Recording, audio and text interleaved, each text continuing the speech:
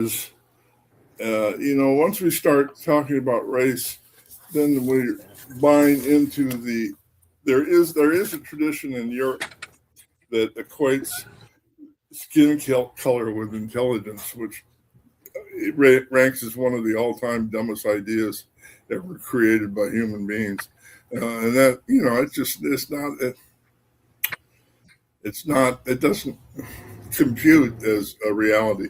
But for me, I have a couple of points of reference to this question, and I get asked about it all the time, and I truly understand the challenge of dealing with African spirituality from someone who has an appearance of a European. I get it.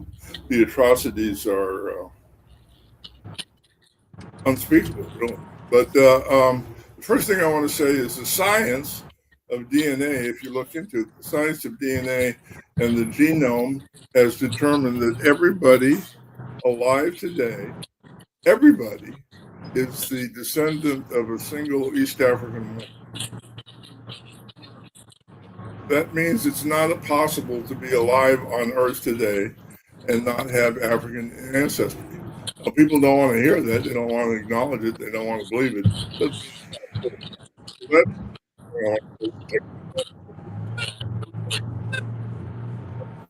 Ancestors to specific people in Egypt in ancient times. My ancestry is Transylvanian, which is a group it's an area that used to be in Hungary. Now it's in Romania. The origin story of Transylvania is that it was set up as a colony for Egypt, a mining colony. There's good historical evidence for that. I can't say that's true, absolutely, but it appears to be true, and certainly my family believed it. My family traces its origins to the wife of a pharaoh named Shikmet, and there's 26 what's called dragon families in Transylvania who, let's say, were part of the hereditary priesthood and the hereditary monarchy. My ancestral name is Phineas, which in the indigenous language of Transylvania means bringer of light, which is virtually identical to the idea of Ifa's medium of Elah, spirit of light. But to answer your question very, very specifically, traditional Ifa, as it's practiced in Yoruba culture in Nigeria today, is based on the idea that our spiritual leader is the Oni of Ile Ife. Oni of Ile Ife would be sort of like the king of the Yoruba nation, but it's not king based on the Western model. But in any case, the Oni of the of Ile Ife among traditional Yorubas living in Africa is considered and is treated as the unequivocal elder of Ifa Orisha religion. And in the mid-90s, I don't remember the exact date now, but a group of Americans went to the Oni of Ile Ife and asked him to expel me from the religion and to excommunicate me, mostly for the reasons that you've covered in the concerns expressed in this email. And the Oni of Ile Ife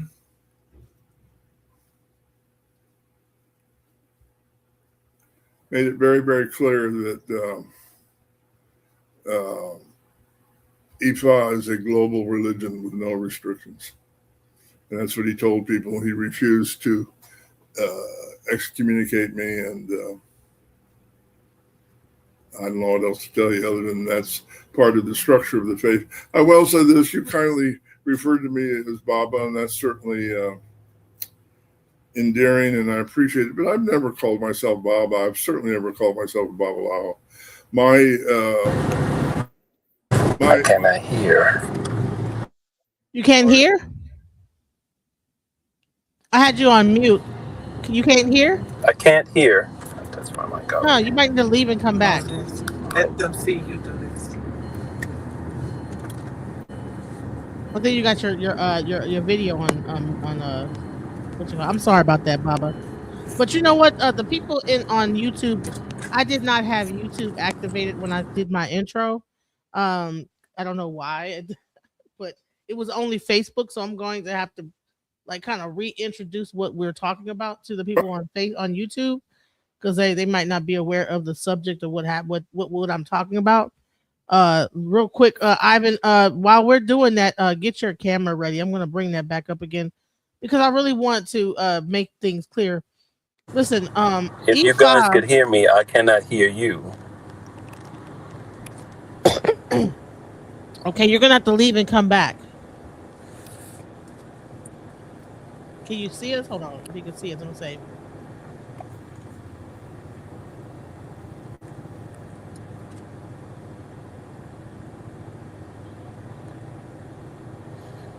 Oh my Lord, what is going on with my phone?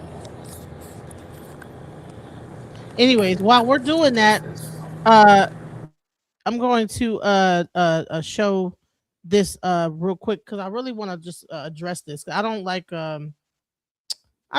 I think it's kind of rude. You know, I mean, I get it that people have their own opinions.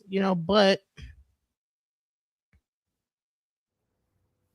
for us to be trying to do the work of like actually healing people and trying to heal the world, not only that, but and have the right we have the right intentions on what we're trying to do. For people to only be focused on race, to me it just seems like you're not even getting ritual class. I want to tell them specifically. Okay, I can't hear you guys. Right, you got to leave and come back. I hope you can see us. If you can see us, you got to come back. Let's see. Let me find this again. I'm sorry. That definitely wasn't the right thing to do. Today, here we go.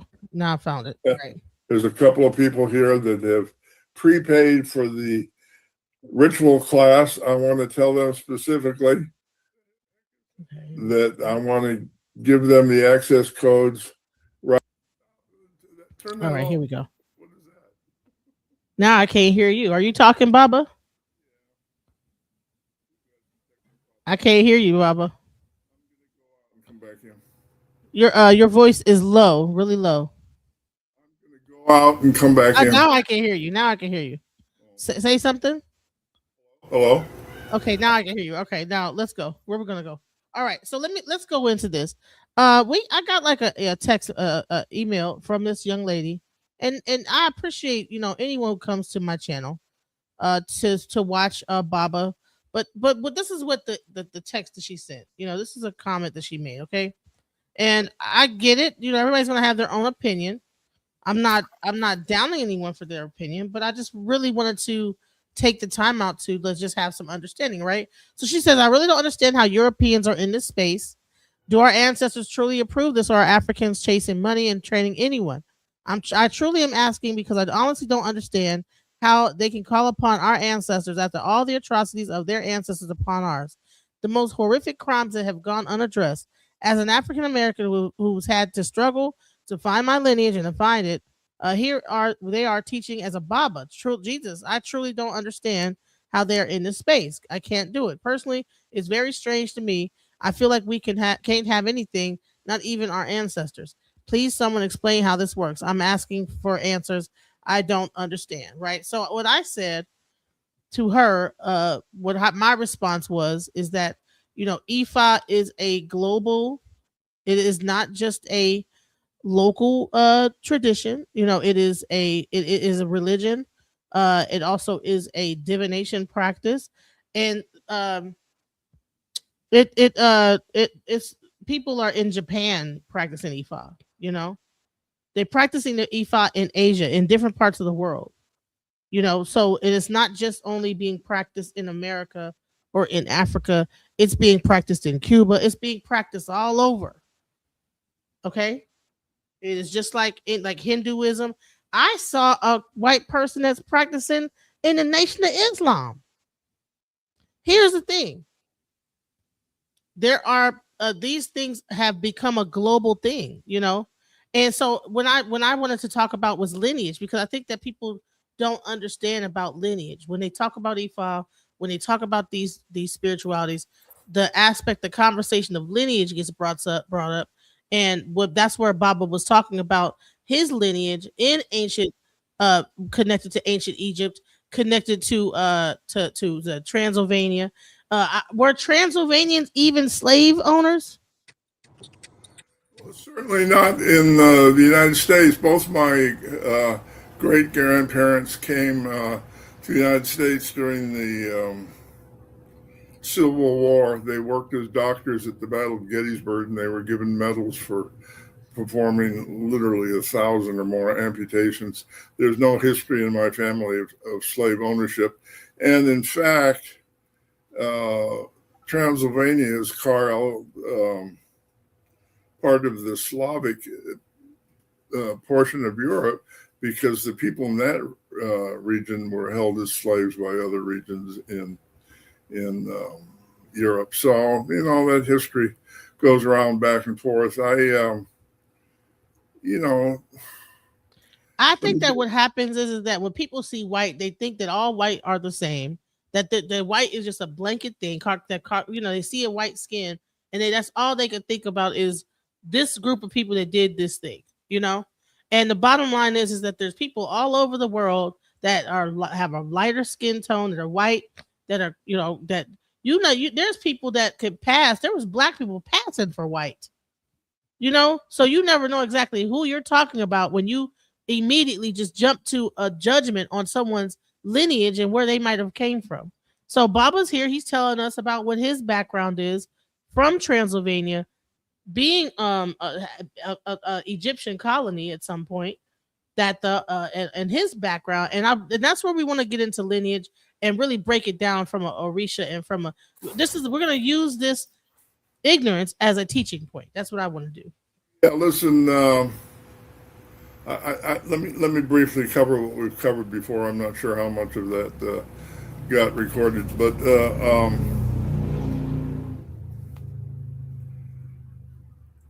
I certainly understand that people of European descent have done a terrible job, or almost a non-existent job, of trying to atone for the sins of slavery.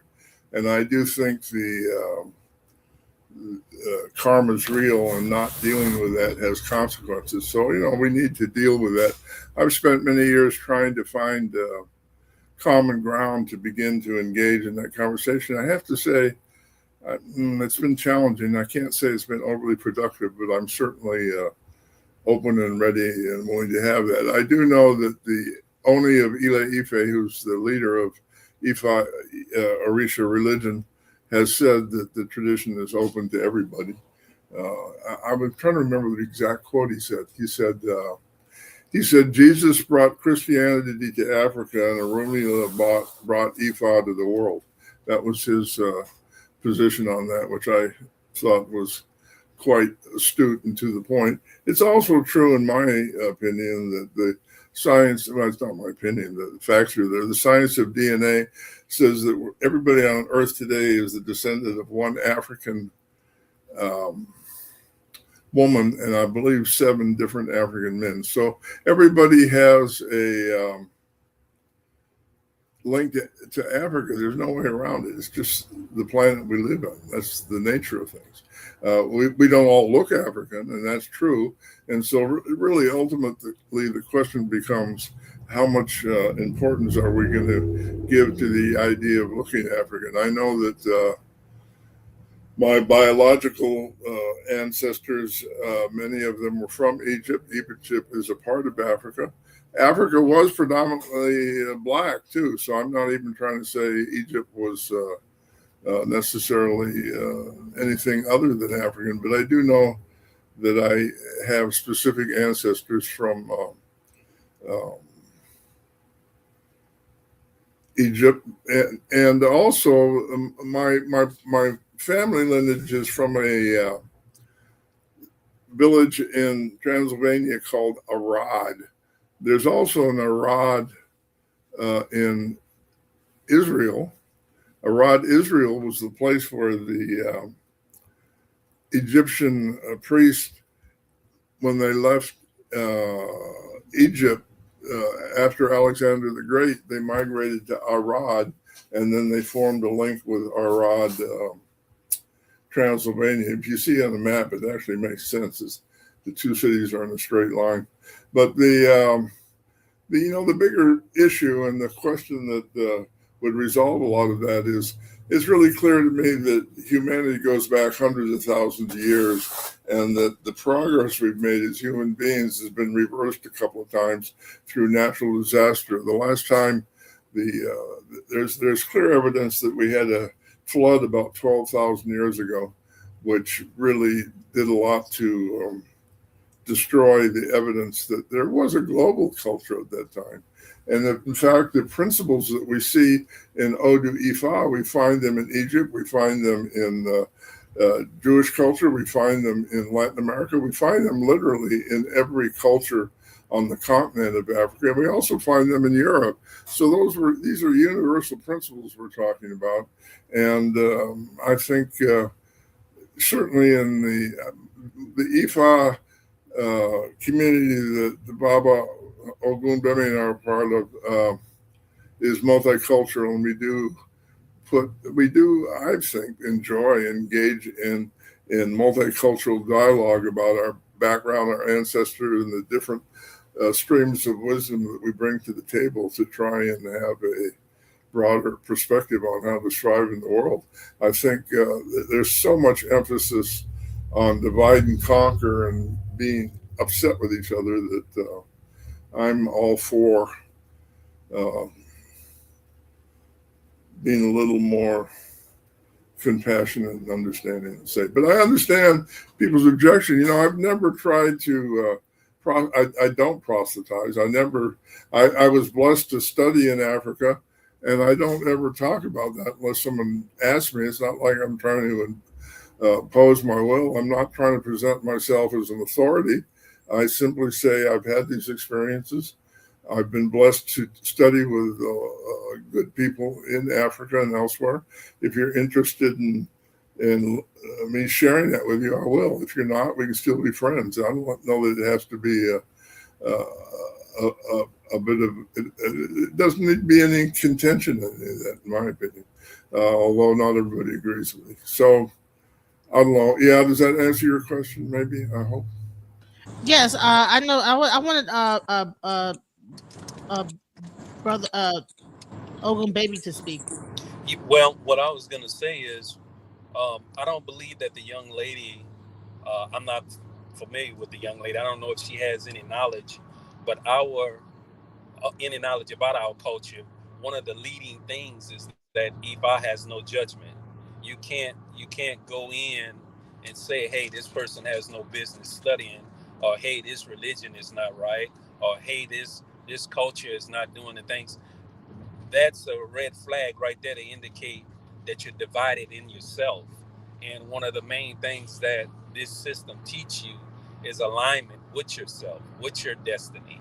And you become self-reliant to fix your own problems, not doing your best to point fingers at other people and fix their problems. You fix your own problems. And if you fix your own problems, it becomes magnified within you to where it touches other people outside of you. They want to know, what did you do to fix your problems? So that's what I have to say about people that say Europeans, any other nationality. I don't care, Chinese, whatever.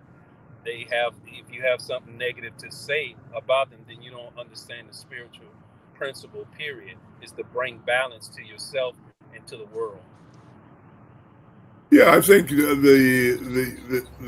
notion that it's all right to judge a culture is why we had a war in Iran. I mean, the notion that people from Iran wanted to destroy America is just silly. But enough people believed it that we went to war. And, at some point we need to maybe consider the fact that we're a global community, that we're all human, that we all bleed red blood, and that we all experience the same emotions. And to use that as a basis for figuring out a better way to get through the day. That's my feeling on all that. And it's interesting that we're talking about a lot of things when it comes down to lineage and stuff like this, because in Ifa they do have a thing called lineage. They have a thing called lineage, and when you are initiated, you have your specific lineage. is it, you are then a part of that family. That family takes you in, and you are now they are your God parent. And Ogun Baby made a good point. Is that okay? Remember you said what you were saying earlier. You have to repeat it because I didn't have YouTube up when you were saying it. I forgot to like connect YouTube. Repeat what you said earlier. Uh, Just a few minutes ago. yeah, when you talked about like the possession aspect. Oh well, if you really understand another aspect of what Ifa teaches, it teaches you the ability to be possessed with your ancestors or possessed with certain energies so you can do the necessary tasks to keep yourself aligned. So if people are saying that a group of folks are soulless, then what about if they are soulless? Then seem like they would be a perfect candidate for being possessed with your ancestors to do the necessary things that are needed to help you in this life. Food for thought. So if you understand Ifa, then you know that that's what we do. We do Rokis to call about certain energies for alignment.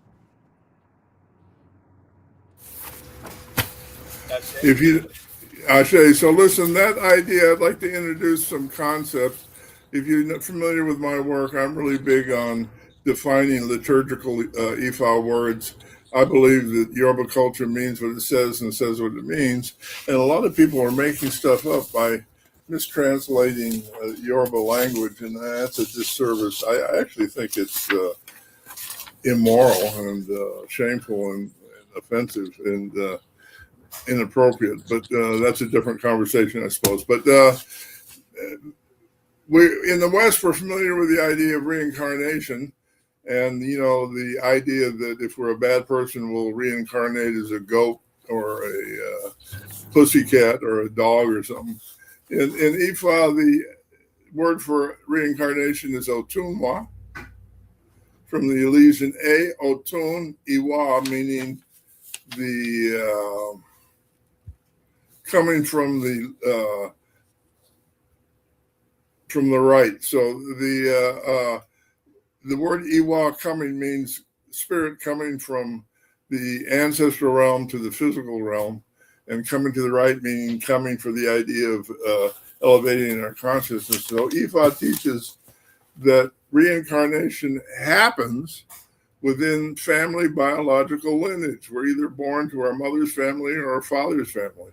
And at the naming ceremony, when a child is born, it's determined which side of the family the baby comes from. And it's not, you don't come from, if you talk to people about reincarnation, everybody claims to be either a reincarnation of Cleopatra or Alexander the Great. Well, I'm pretty sure everybody can't be a reincarnation of those two people. So there might be some misunderstanding there. And Yoruba names reflect, in many cases, which ancestor you're being possessed by, so to speak. So, and what that means is, from a spiritual point of view, Ifa teaches that our first moral obligation is to elevate our lineage.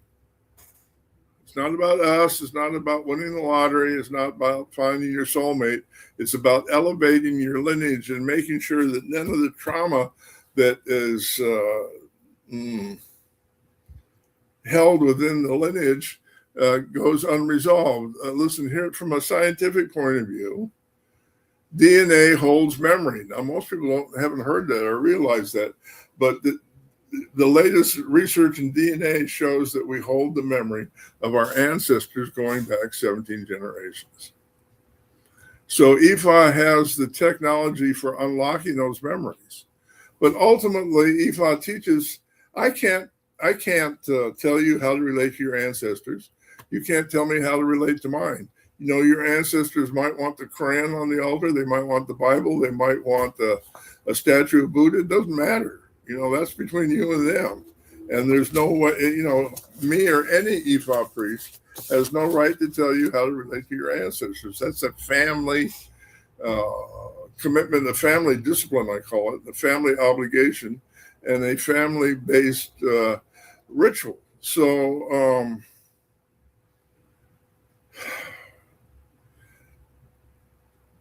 What I can tell you is I can That's tell well you. said. Thank you. We thank the ancestors for having made that clear. But what the ancestors have taught me and what my elders have taught me is that there's certain things you can do to unlock ancestral memories. And there's very specific, what we call Reiki or invocations to invoke that, and they will, right? I have to say my paternal grandfather, literally, he was a medical doctor and an amazing healer beyond Western medicine. He saved my life twice after he transitioned. I mean, he literally manifested and gave instructions, and here I am, you know. So that connection is extremely valuable in my humble opinion. But in terms of the karmic implications, the easiest way to look at that is hurt people is a common phrase in healing. So if you come from a family of alcoholics, if you come from a family where incest is prevalent, child abuse, sexual abuse, any of those really traumatic childhood experiences, your first obligation as somebody who's experienced those things is to make sure that those experiences do not pass on to your children or the next generation of any members of your family, right? So at a very early age, I was a survivor of ritual sexual abuse. And if anybody that knows me knows that I'm a fierce, vocal, unapologetic, and unrelenting advocate for protecting children. I think we're going through that now big time with the cover-ups in Washington, which are beyond obscene. You know, we've got a Justice Department that wants to prosecute a former FBI director for playing with seashells in the sand at the beach, but refuses to take statements from any of the victims of the cabal on the Epstein Island. I mean, I can't even compute that as being reasonable. But anyway, so I want to add, so tone law is important in that, but yeah, you brought up a good point. When you get initiated, you become a part of the lineage of your family, right? So a group or family is called Egbe in Yoruba. And what's often misunderstood, Egbe is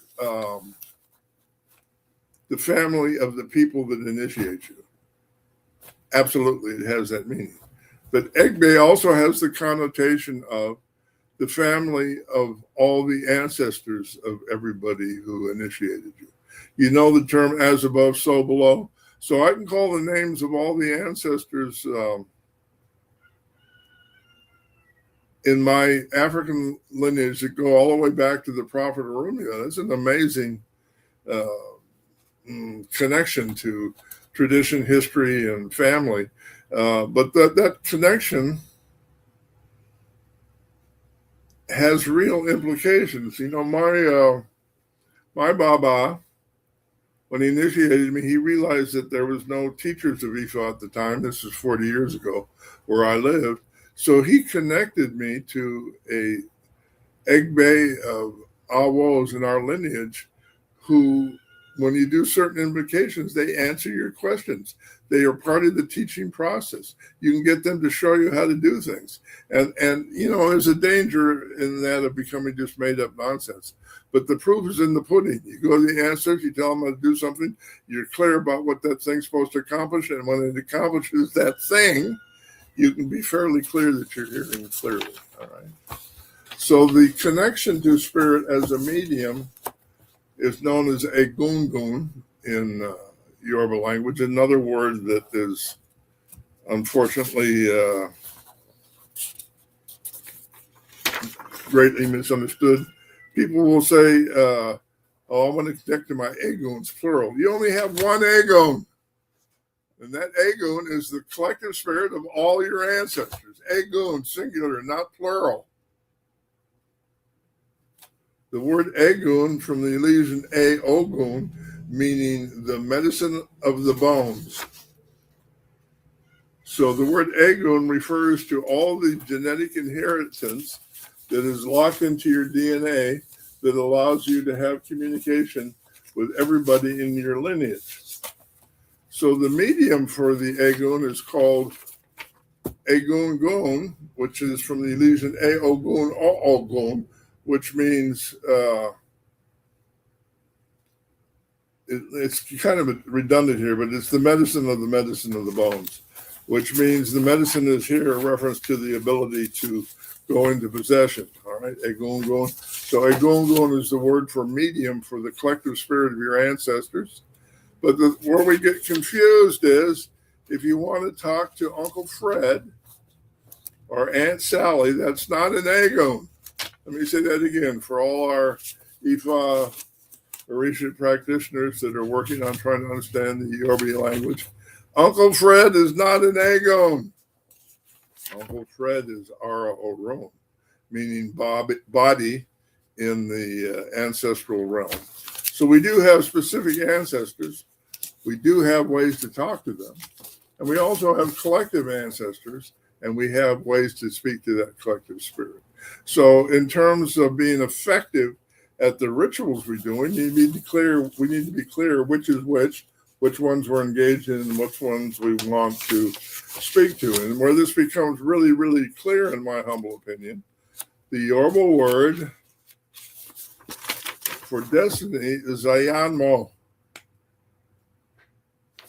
The word Ayanmo means my Ayan tree. Ayan tree is the tree where Shango hung himself, if you know that story, in shame for having made a serious mistake. But Ayanmo means my ancestral tree. My destiny is my connection to my ancestral tree. And you know, one of the more prominent, but not the only ancestral drum is the Bata drum, which based on a mispronunciation of Yoruba are said to be made from the Anya tree. There's no such thing. Excuse me. What do they call it? They call it the Anya. The Anya. Anya. They call it the Anya tree. It's Ion tree that they use to make the Bata drums is the tree that is used as an ancestral shrine in traditional Yoruba culture. So the imagery there, in my opinion, is extremely clear. My apologies, Bob. I'm traveling. Right. But I really enjoyed the part that you were elaborating on about the home and about who you're initiated to and how that becomes your lineage and how the things that go on in there when it comes down to how you represent your lineage is between you and your lineage. Right. And unfortunately, that's where a lot of people are not getting the whole totality of what some people will call Egungun initiations, where you're getting initiated into something that you already initiated into, which is your family, and it's meant to make an awareness of that you can tap into any source of your family lineage that will benefit you to elevate so you can break generational curses. Right. And I have a question too about the Egun too. All right, yeah, okay. Because when we talk about Egun and your family, do you think that because I from what I heard is that in Africa there is a priesthood called Egungun, and that is its own priesthood. It's just like you would have an Orisha. If you get your Orisha, you would also have an Egungun, priest, right? And so, do you believe that in America, because a lot of people do come through Egungun initiation first, and then they go off into Orisha. Do you believe that has become because of the fact that we've never had any rites of passage in America? So that seems to be the way that we kind of tend to like go that direction, Egungun, and then. Listen, you have two questions there. There's a ritual practice question and there's a sociological question. Let me go back to the way Egungun priesthood functions in traditional Yoruba culture. Every biological family has one Egungun priest who is the voice of the ancestors for that biological family. Now, we're not that unified in the diaspora. We have very few families that are a part of our communities in totality. There's a lot of conflict among Ifa practitioners with their families who believe in Jesus. It's a serious problem. It causes a lot of difficulty and complications with regard to the effort to reclaim the traditional role of Egungun. So in traditional Yoruba culture, there's an Egungun Day, and all the families bring out the medium. The mediums for Egungun wear costumes that cover them from head to toe. You can't see who it is. It's taboo to know who the medium is. The belief is that medium becomes that ancestral link for that day and not a human representative of a biological person necessarily. And it's really interesting because certain families have long histories of contention. So when the Eguns bump into each other on the street, they'll start physically fighting. So people have to separate them and keep that element safe, let's call it. But, there's most of them get along and it's all fine. But it's a day to honor the different components. And usually families organize around. There you go. Perfect. Yeah, there's Egun fighting, actually. Yeah, that's exactly what I'm talking about.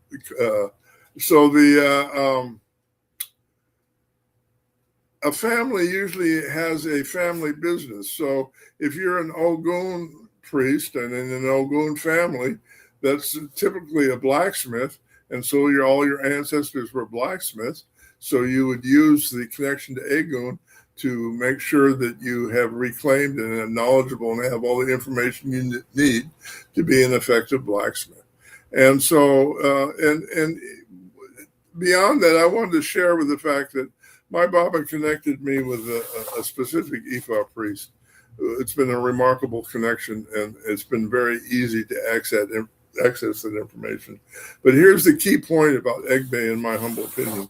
There were at least 4 occasions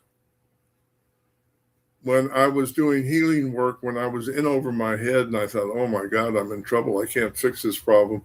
I need help. I don't know what to do. And the minute I had that thought, the man who initiated me showed up in the room.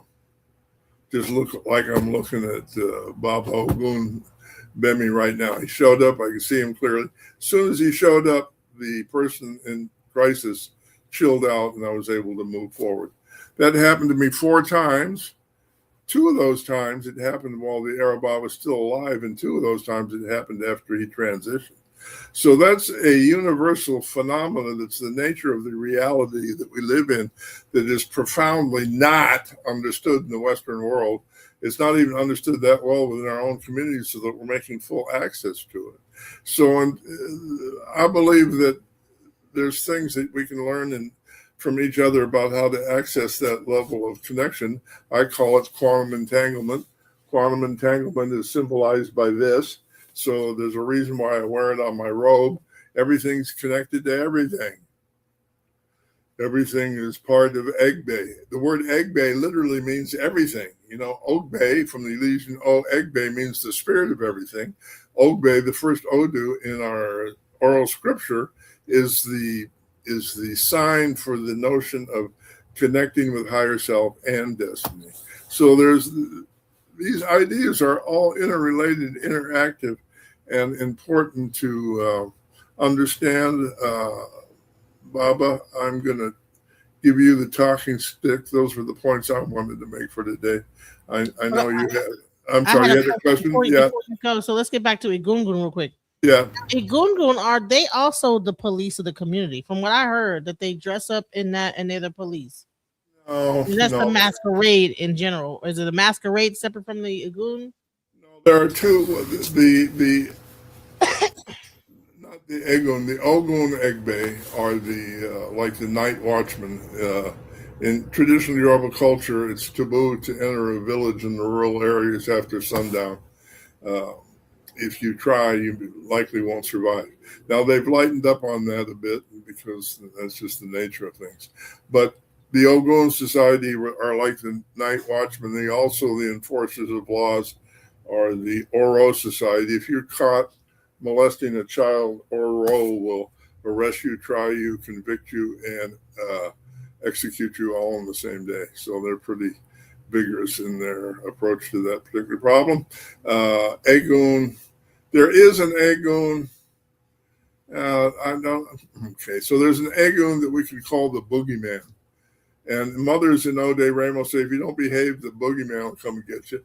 And once every few months, an ancestor, a person dresses up in an Ogun masquerade costume that's made from nails tied to a string. I mean, it's really strange, you know. And when that Ogun knocks on the door, you answer the door with your back to it and offer it money. And if that Ogun sees children together, it'll chase it with a stick, symbolizing, the idea of you need to behave. So that you could call that police, but it's that particular spirit only comes out once or twice a year. It's really not part of the cultural enforcement process. I say, Bob, I'd like to add to that. Traditionally, our people, if you're from Louisiana, we have a thing of saying to folks, if they disrespect us or they do us something, I ain't worried about it. I'm gonna put the goons in their life, and that's where that comes from. Understanding Absolutely. that. Say again. And then the Oro Society in Louisiana, you could identify them. You know what their phrase was? No, sir. Oh yeah, we took Edgar fishing, and he didn't make it back home. Sorry. Indeed. Remember that phrase? We took Yes. him fishing. That's what that meant. So if you ever hear somebody tell you that they're gonna put the Oguns in your life or the goons in your life, that's where that statement comes from. Absolutely, and it's not always understood, but yeah, there's definitely cultural retentions. I know that to be true. Yes. Okay. So yeah, what was it that I'm sorry? So those are not. So the Ogun that do the masquerade are not the ones that police the community. They're more there when they do come to tell, because they do get possessed, and they do tell the community. They'll go to certain people and tell them what they need to do, or they might tell you certain stuff like you need to do this. Yes. They have a number of functions. One function they have that we don't do in America at all, I don't think, is the Ogun societies will come together and reenact significant historical events. And people will believe that they're transported back in time to that event. And they'll receive the blessing of the consequence of that event. And so there's a dramatic element that's related to teaching. There's certainly the idea of receiving information from the ancestors, also cleaning from the ancestors. You see these, that's the Ogun costume there. That's a good picture of it. It's taboo for anybody to touch the costume because it'll put them in possession for sure. And that's more than you want to deal with usually. So these people, see the guy in the white there with the red hat? He's making sure no one touches the Oguns and making sure they're staying separate and guiding them and making sure the Oguns that may not get along keep separated. So it's kind of an elaborate process. So when you say Oguns that don't get along, that means there's certain families that don't get along with each other? Absolutely. Yeah, absolutely. There's long history. Families that hate each other or they got let's call it family feud. So it might be certain Ogun that dress up and they get to bumping with each other, like going, getting it going. Yeah. Wow. And they don't play either. They start wailing. So people are conscious of which Oguns don't get along and they keep them separate. Wow. And so they must know that, okay, this particular color of that what you would say, would it be Egbe? Yeah. The people on each Egbe, each family has their own costume, and the color. Those costumes have symbolic meaning on them. Some of them, see those squares on the hat? You see that? Those squares are like, oh, maybe not. Okay, so yeah, the panels. See the panels here? Yeah. That writing on there is indicative of historical events in the life of the family. let's see, this guy might have some too. Some of them have it, some of them don't. But it's typical to have events in the life of, like I shared earlier that two of my ancestors fought for the North in the Battle of Gettysburg. So that would be a panel on an Egun costume. Somebody saw images of those two doctors and what they did. So whatever significant events happen in the life of a family, the costume is kind of like the container for that memory. So here's a question: like, do they when do they like sit down, and do they sit down and tell you what's going on, or they just walk up to you and be like, "Hey, you need to do this"? It's a little of both. Listen,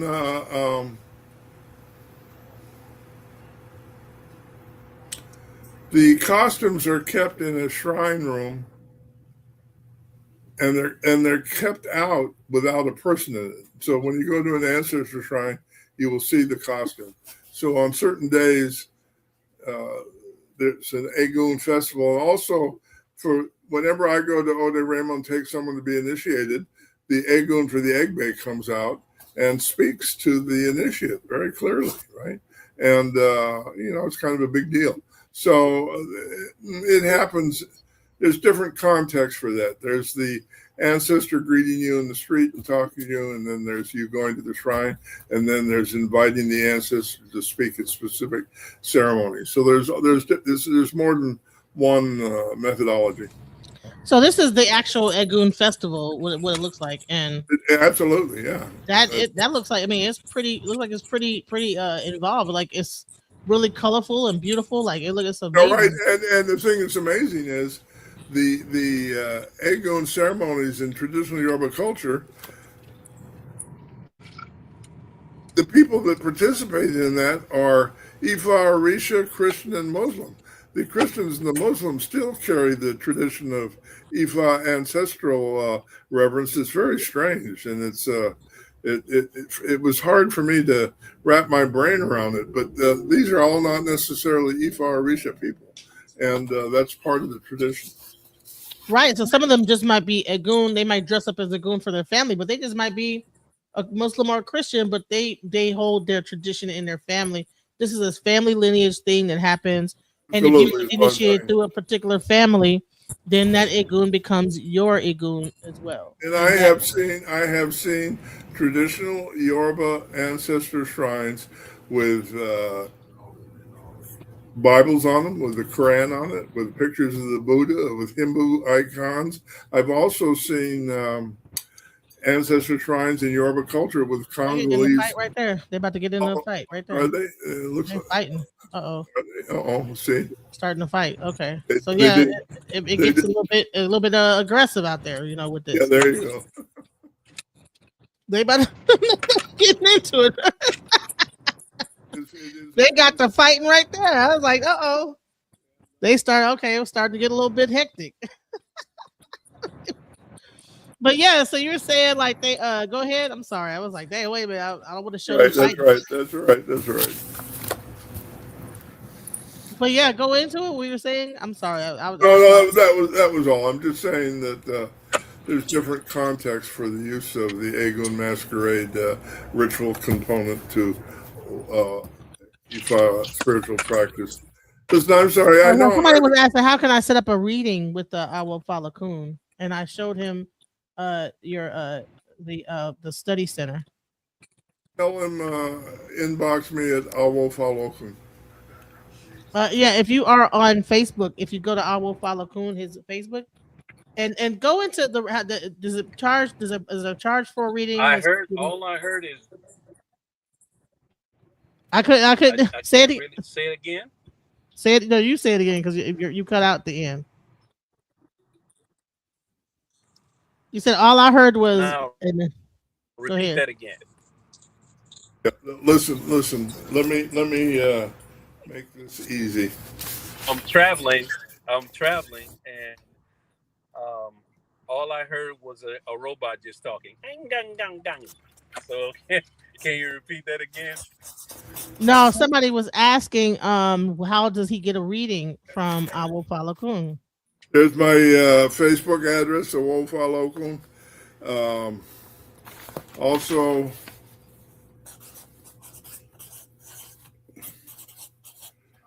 I have a group page called Egbe Iwa Pele Ifa and Orisha Community. If you punch that up, you can ask to join. It usually takes a day to let you come in. But Egbe Iwa Pele Ifa Orisha Community. Also, I have a school that just opened up this week. The school has 9 lectures on divination, how to do divination. The lecture series is free. You can get access to that free course at this address. Also at the same address, there's a 25 lecture course on how to do Ifa Orisha initiations.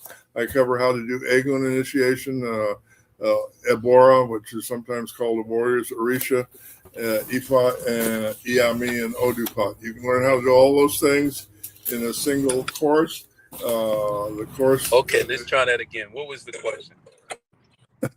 I asked if he answered it already. He was trying to find out how to get a reading. My sound quality is horrible. Can you guys hear me clearly? I can hear you clearly. Yep. We're good. Yeah, let me tell the person that asked about divination. Let me just finish that, and then I'll turn it over to you, Baba. I don't charge for divination, so just call. The fee for divination. You about to get overloaded with calls now. I know, but let me qualify that. The fee for divination is you need to donate food to a homeless person. All right. Right. And here's the address for the school. Now I know you had something you wanted to talk about today, Baba. What was it? I forgot. Wow. The question was about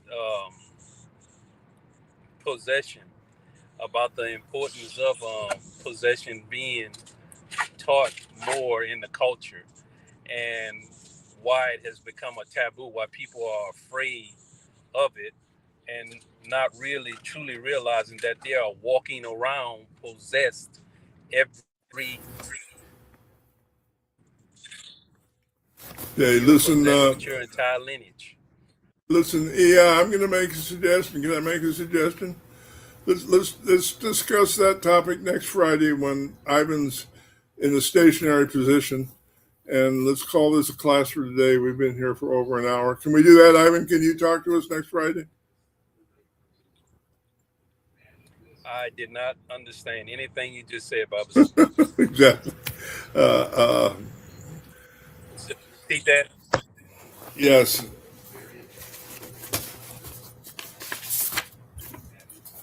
We have a question. What is possession?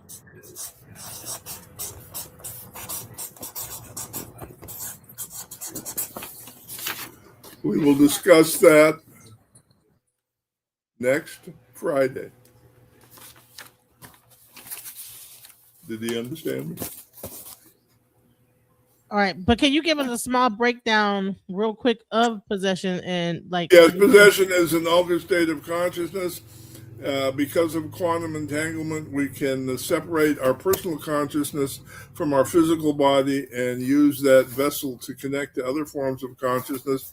That's the great gift of Yoruba culture to the world. They've got very specific invocations, resonance, and frequencies that allow us to do that easily, allow us to move in and out of that state without a lot of trauma and upset. And the point is that we go into altered states to access information that's outside of our personal experience. And so that becomes a great resource in terms of knowledge, understanding. I think one of the great mediums in our country today is Terrence Howard, who's definitely channeling ancient African paleo science in a way that is really illuminates our sacred scripture.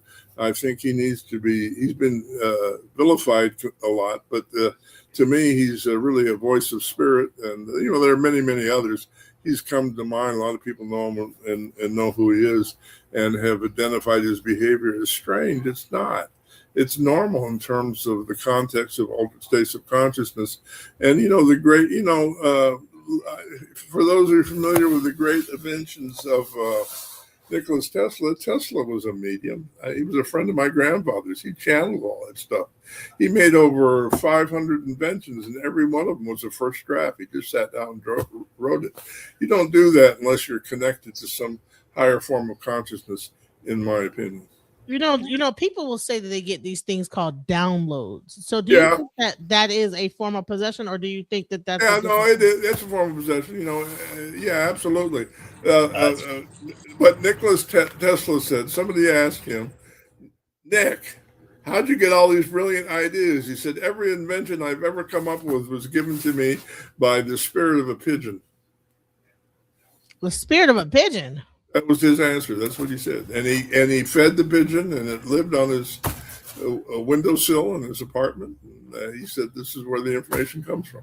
And you know what? And let's get into. So this is where we're going to get into what brother Ivan or brother Ogun Bbemi, where he gets into psychology to talk about mental health and possession, schizophrenia, bipolarism, different aspects of what they would call mental health, having hallucinations, the DMT experience. Are those all like forms of possession?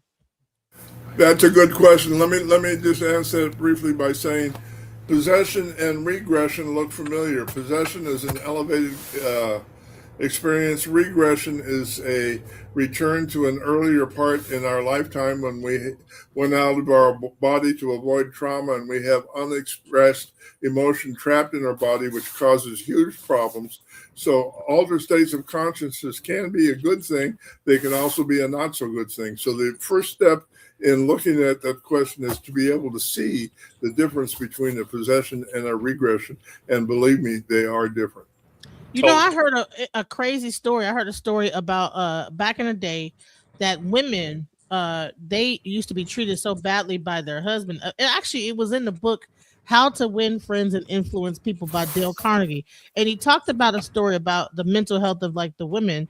And he said that there was a woman that he actually had interviewed who she was treated so badly by her husband that she developed a character that and in that world she was a queen, and her name was Queen such and such, and she should be addressed as so. And it's almost like that she developed a break in her own psychology just to be labeled as the queen, because in her real life she was treated like a peasant, right? And so that's that break in like mental health. It was not necessarily a possession, but it, like you said, a regression. So where listen, you're introducing a third category now. There's possession, regression, and there's also the generation of multiple personalities, and that sounds like what that woman did. If you look at the literature, if you read the literature on demonic possession, which the Catholic Church writes about, 90% of those who are claiming to be possessed by the devil are using that experience to scare away sexual predators within their family. And there's still okay, right? You did say that, right? So, and they do happen to be like young girls. A lot of girls get possessed, right? Little young girls, right? You got to watch how you throw that word possess around, because you know most folks just think like something is floating around here just waiting to jump in you. That is not what we're teaching. Yes, and listen, you can only most, if not all, forms of altered states of consciousness come from the inside out. So it's all but impossible to be possessed by something negative. You can generate an alternate personality that's negative for the purposes of self-defense. You can have a regression which looks negative because it's part of your memory that's experiencing trauma. But there's extreme value in it. That's the whole basis of shamanism in most cultures throughout the world. Shamans are people who can detach their personal consciousness from their physical body and connect to the spirit of other people, and most frequently the spirit of animals. Now, what Nicholas Tesla said, the spirit of a bird, gave him his ideas. That sounds crazy. But in Ifa, the mothers of Iami all go into possession of the spirit of a bird, and the spirit of the bird takes them into the realm of the mothers, and in which they gain a lot of information that is helpful for healing, particularly the ability to alter DNA and fix a persistent medical problem. You know what's crazy is when I actually got a actual healing. It was through sound. Because it was actually Incan shaman healing, and in that I wasn't on any drugs, but in my mind I saw a owl like creature, and whatever I was thinking in that moment, it something came. It was looking at me like it was a bird like creature that looked at me like, girl, and I was like, what the heck was that, right? It was looking at me like, girl, like, what's up? Like, what are you talking about? You know what I'm saying? Girl, get it together, And when you talk about Iami being a bird like thing, that might have been what that energy was in my manifested in my mind of like whatever it was in my own self, checking myself, like, what are you talking about? Why are you tripping? Right. In Native American culture, there's what's called a vision quest, where you go out in the mountain, you draw a circle, and you ask for your spirit guide to come and connect with you. So when an animal enters your circle, you grab that animal, you kill it, you eat it, and then the spirit of that animal becomes your guide. We got New Age hippy dippy spirit possession of the generic idea of a chipmunk. No. In Native Americans, it's possession by a very specific animal. It's the same way with the birds in Iami. You eat the spirit of a specific bird that's really a bird, and it's a part of the ritual process. So we need to be careful about making stuff up, but this is all very real. I would say birds and possession and altered states of consciousness in the history of life on Earth has been much more prevalent and effective than certainly Western medicine. That's for sure. I have a question. I'm sorry, because like I said, I've done a lot of things in my spiritual quest. I've taken ayahuasca, and I've done a lot of weird stuff. Why do you know why you always see eyeballs? Like, okay, no, give me some context. I don't always every see time eyeballs. I've been in an altered state, whether it be through DMT, ayahuasca, or whatever, I always see something with a bunch of eyeballs, like a bunch of eyes. Like something about eyeballs always happens. It's whether they're cartoon eyeballs. But then they said that the seraphim are these angels with a bunch of eyeballs. Now I didn't know that until later on, but I'm like, why do I keep seeing eyeballs whenever I'm in like some?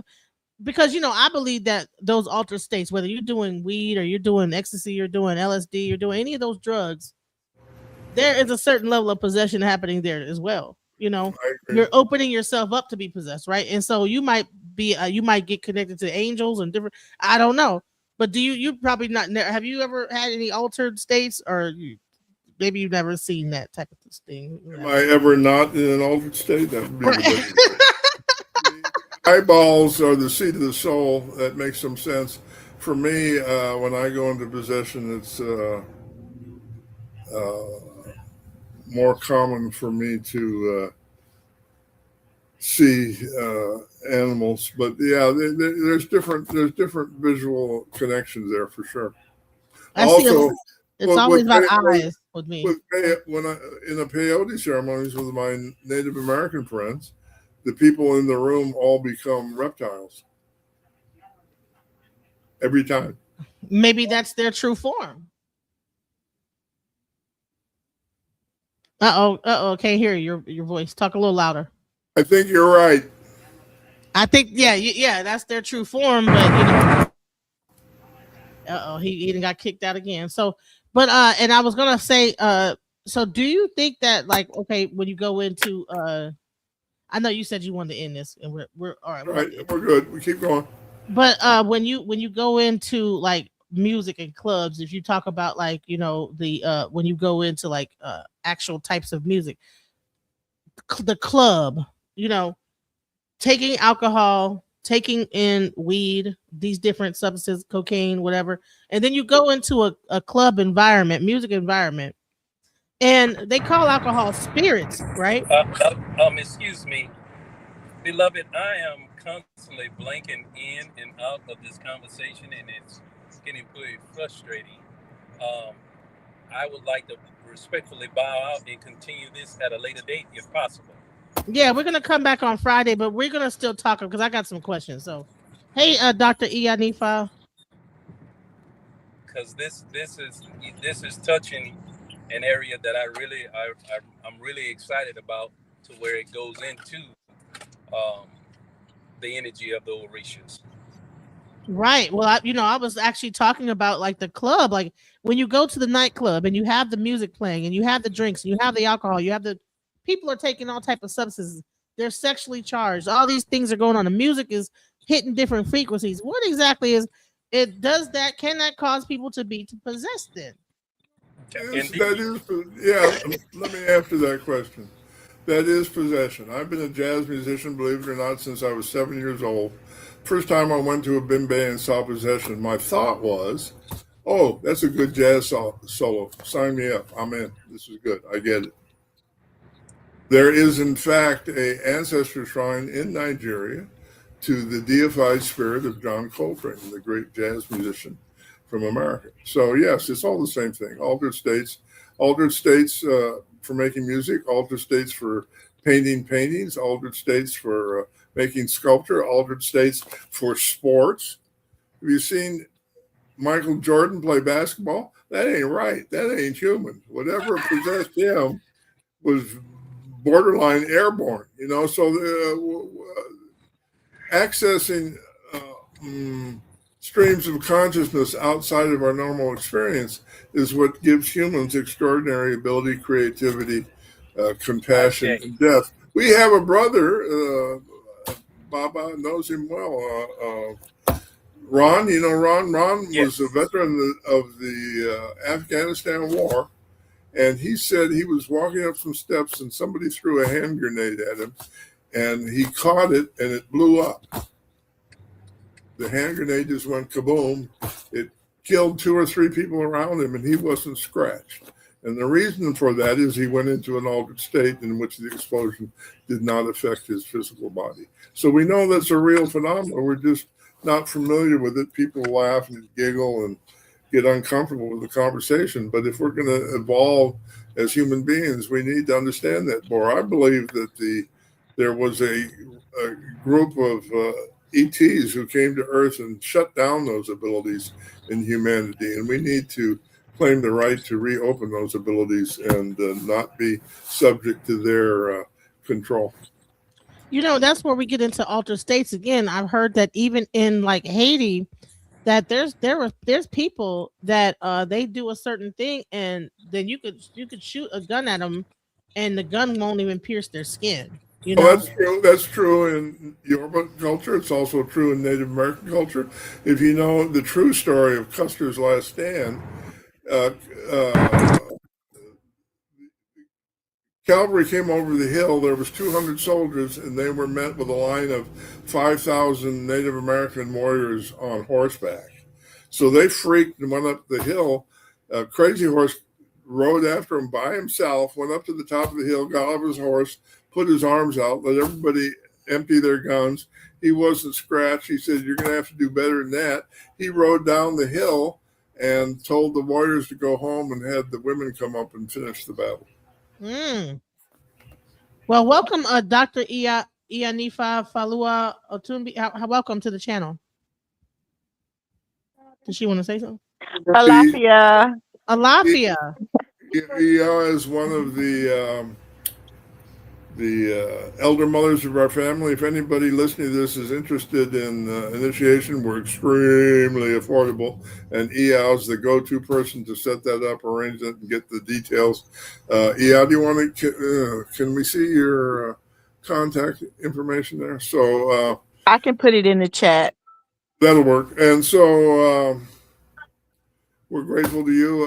Listen, we've got some things we're going to talk about over the next few weeks, but also Iya is helping me put together an 8-week course on the Egbe Iyami Osharanga. We're going to do that over the next 8 Sundays. You're welcome to reproduce any of those lectures on your network here, and I'm inviting everybody to come. It's all free and easily available. And so we're going to do something.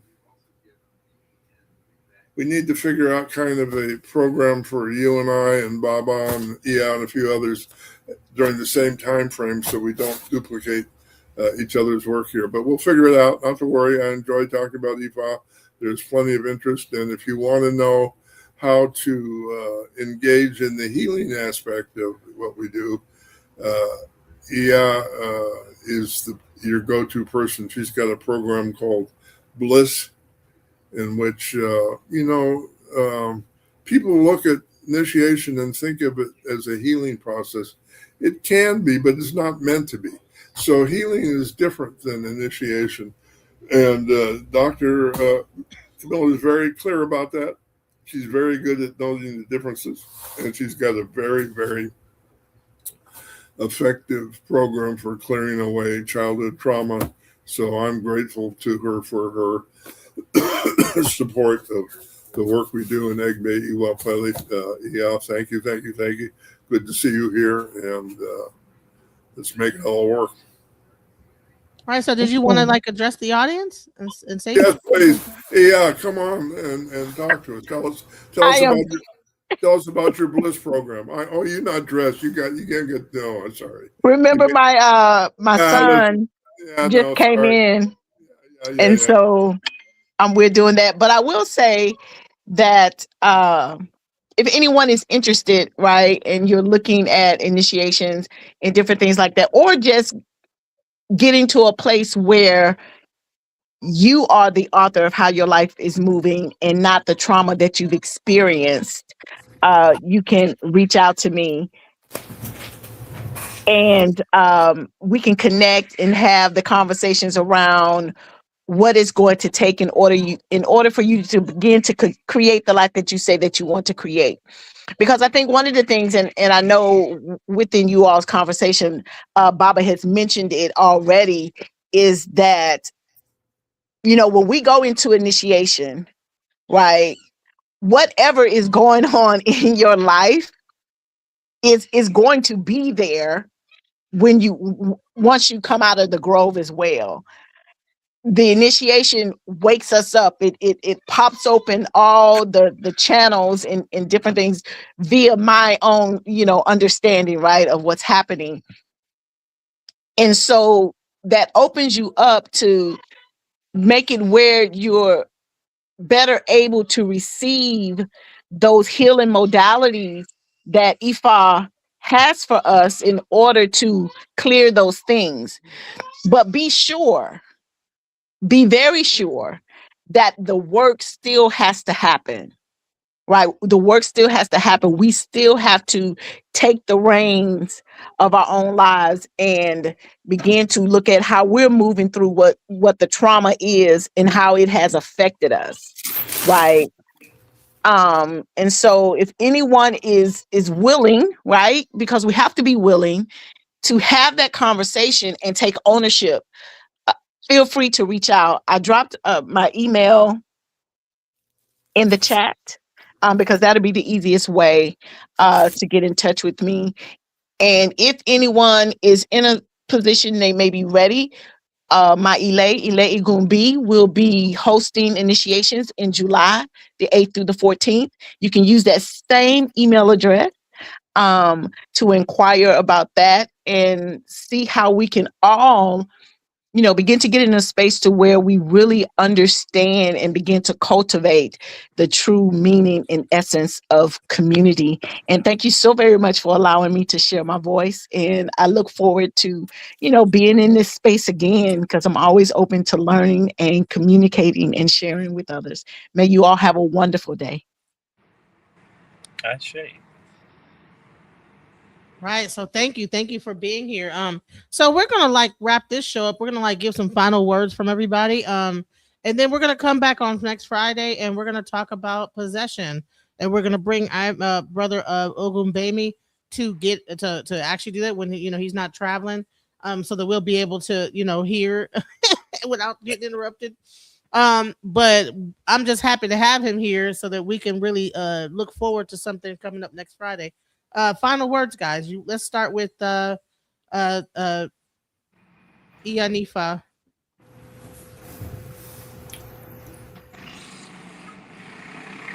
Okay, I think she might not be ready. Okay, let's start. Go ahead, brother Ogun Bbemi. Let's hear final words from you. Well, I would like to say thank you, everybody. I'm sorry I wasn't able to give out as much as I would like to, but just know that you are a walking ancestor, and that your lineage has your back, and they're in you. And every day they're looking for an opportunity to elevate. Shay? Hey. All right. So Baba, is there any final words from you? Yeah, I just knocked over everything on my desk. Give me a second.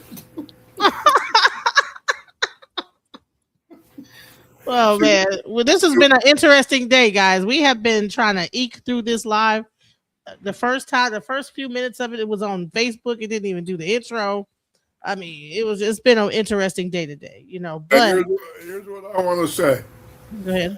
I think Ifa embraces wisdom that's going to allow us to get through the crisis we are in, not the coming crisis, the crisis we are in. And we need to do it without the ooey spookies. We need to do it without denigrating each other. We need to not make judgments. Really, the key to understand Ifa is good character. And good character is rooted in a really simple idea. If you want to understand Ifa and you want to experience it, then you need to focus on being nice to others. It's that simple. Anytime you're not nice to others, you're probably making life too difficult for yourself and for that person. Being nice to people is the foundation for making life worthwhile. I'm out. Odabo. Odabo, guys. Odabo. Just when I thought I couldn't find my way out, yeah, I searched the God in me to find my way out. I know it can seem way out, but the Creator flows to and through me from way out. I'm talking way out, yeah. See, if you believe in the God in you, it's a better place. Creating the force and the power